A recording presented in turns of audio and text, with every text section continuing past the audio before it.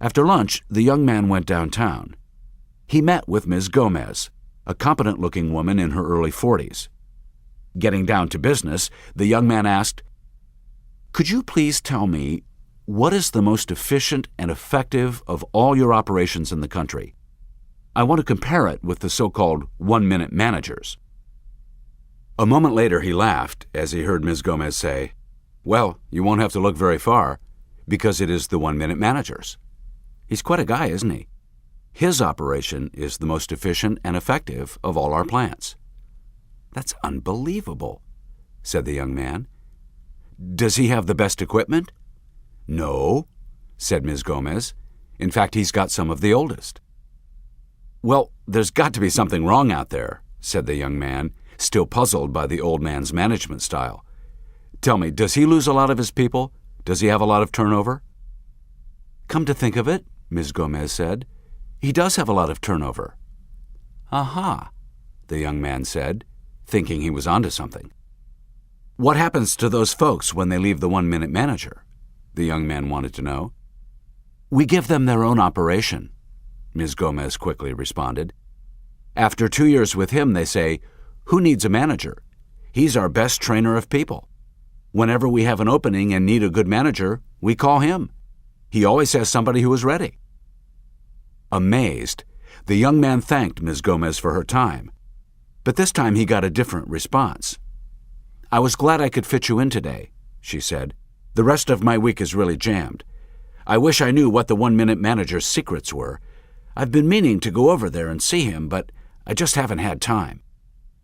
Smiling, the young man said, "I'll give you those secrets as a gift when I find them out myself, just like he's giving them to me." "That would be a precious present," Ms. Gomez said with a smile. She looked around her cluttered office and said, "I could use whatever help I can get." The young man left Ms. Gomez's office and walked out into the street, shaking his head. The one-minute manager was absolutely fascinating to him. That night, the young man had a very restless sleep. He found himself excited about the next day, about learning the third secret to becoming a one-minute manager. The next morning, he arrived at Ms. Brown's office at the stroke of 9. A very smartly dressed woman in her late 50s greeted him. He got the usual, "He's quite a guy, isn't he?" routine. But by now the young man was getting to the point where he could sincerely say, "Yes, he is." "Did he tell you about being a one-minute manager?" asked Ms. Brown. "That's all I've been hearing about," the young man said, laughing. "It's not true, is it?" he asked, still wondering if he'd get a different answer. "You better believe it is. I hardly ever see him." "You mean you don't have much contact with him?" pursued the young man. "Outside your regular weekly meeting?" "Essentially very little, except of course when I do something wrong," said Ms. Brown. Shocked, the young man said, "You mean the only time you see the one-minute manager is when you do something wrong?" "Yes. Well, not quite," said Ms. Brown, "but almost." "But I thought a key motto around here was catching people doing things right." "It is," insisted Brown, "but you have to know some things about me." "What?" asked the young man. "I've been working here for quite a few years. I know this operation inside and out. As a result, the one-minute manager doesn't have to spend much time with me, if any, on goal setting. In fact, I usually write out my goals and send them over to him." "Is each goal on a separate sheet of paper?" asked the young man. "You bet. No longer than 250 words, and each one takes me or the one-minute manager only a minute to read. Another thing about me that's important is that I just love my work. As a result, I do most of my own one-minute praisings. In fact, I believe if you're not for yourself, who is? A friend of mine told me a motto I'll always remember. If you don't blow your own horn, someone else will use it as a spittoon." The young man smiled. He liked her sense of humor. "Does your manager ever praise you?" he asked. "Sometimes he does, but he doesn't have to do it very often because I beat him to the punch," answered Ms. Brown. "When I do something especially good, I might even ask the one-minute manager for a praising." "How would you ever have the nerve to do that?" asked the young man. "It's easy. Just like making a bet where I either win or I break even. If he gives me the praising, I win. But if he doesn't, the young man broke in, then I break even, responded Ms. Brown. I didn't have it before I asked. The young man smiled as he took note of Ms. Brown's philosophy, and then continued. You said he spends time with you when you do something wrong. What do you mean? Asked the young man. If I make a significant mistake, that's when I invariably get a 1-minute reprimand, Ms. Brown said. A what? The startled young man asked. A 1-minute reprimand, Ms. Brown repeated. That's the third secret to becoming a 1-minute manager. How does it work? Wondered the young man out loud. It's simple, said Ms. Brown. I figured you'd say that, said the young man. Ms. Brown joined his laugh and explained, If you have been doing a job for some time, and you know how to do it well, and you make a mistake, the 1-minute manager is quick to respond. What does he do? Asked the young man. As soon as he has learned about the mistake, he comes to see me. First, he confirms the facts. Then he might put his hand on my shoulder, or maybe just come around to my side of the desk. Doesn't that bother you? Asked the young man. Sure it does, because you know what's coming, especially since he doesn't have a smile on his face. He looks me straight in the eye, she continued, and tells me precisely what I did wrong. Then he shares with me how he feels about it. He's angry, annoyed, frustrated, or whatever he's feeling. How long does that take? Asked the young man. Only about 30 seconds, but sometimes it seems forever to me, confided Ms. Brown. The visitor couldn't help but remember the feelings he had when the 1-minute manager told him, in no uncertain terms, how annoyed he was with his indecision. And then what happens? The young man asked as he moved to the edge of his chair. He lets what he said sink in with a few seconds of silence. Boy, does it sink in. Then what? The young man asked. He looks me squarely in the eye and lets me know how competent he thinks I usually am. He makes sure I understand that the only reason he is angry with me is that he has so much respect for me. He says he knows this is so unlike me. He says how much he looks forward to seeing me some other time, as long as I understand that he does not welcome that same mistake again. The young man broke in. It must make you think twice. It certainly does. Ms. Brown nodded vigorously. The young man knew what Ms. Brown was talking about. He was taking notes now as fast as he could. He sensed that it wasn't going to take this woman long to cover several important points. First of all, Ms. Brown said, he usually gives me the reprimand as soon as I've done something wrong. Second, since he specifies exactly what I did wrong, I know he is on top of things and that I'm not going to get away with sloppiness. Third, since he doesn't attack me as a person, only my behavior, it's easier for me not to become defensive.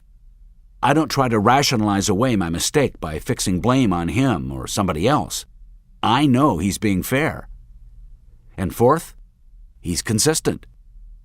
Does that mean he'll reprimand you for doing something wrong, even if things are going well for him elsewhere? Yes, she answered. Does the whole process really take only a minute? The young man asked. Usually, she said. And when it's over, it's over. A 1-minute reprimand doesn't last long, but I can guarantee you, you don't forget it, and you usually don't make the same mistake twice. I think I know what you're talking about, the young man said. I'm afraid I asked him. I hope, she interrupted, you didn't ask him to repeat himself.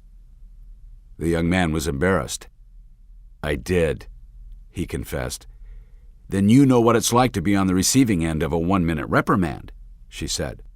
Although I expect as a visitor, you got a rather mild one. I don't know if you'd call it mild, he said, but I don't think I'll ask him to repeat himself very often. That was a mistake. I wonder, the visitor said out loud, if the 1-minute manager ever makes a mistake. He seems almost too perfect. Ms. Brown began to laugh. Hardly, she said, but he does have a good sense of humor. So when he does make a mistake, like forgetting to do the last half of the 1-minute reprimand, we point it out to him and kid him about it. After we've had time to recover from the reprimand, that is. We might, for example, phone him later and tell him we know we were wrong.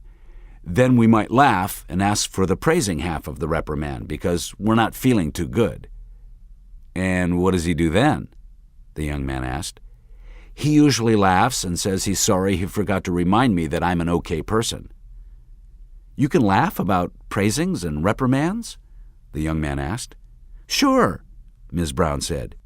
You see, the 1-Minute Manager has taught us the value of being able to laugh at ourselves when we make a mistake. It helps us get on with our work.